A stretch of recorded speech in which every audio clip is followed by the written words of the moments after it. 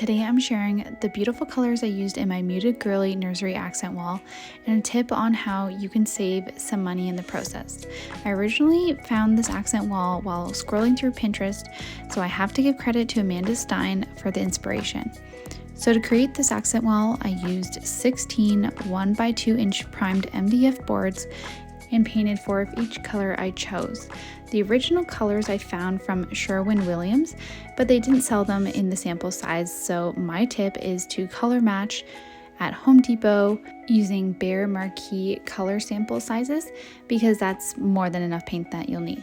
So starting from right to left, here are the muted paint colors.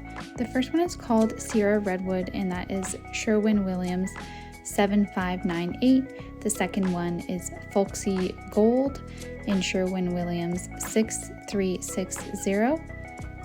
Then we have Baked Clay, Sherwin-Williams 6340. And lastly, we have Warming Peach in Sherwin-Williams 6338. These are absolutely beautiful colors. I can't wait to see what you guys do with them in your room. Tag me in your next post. Thanks!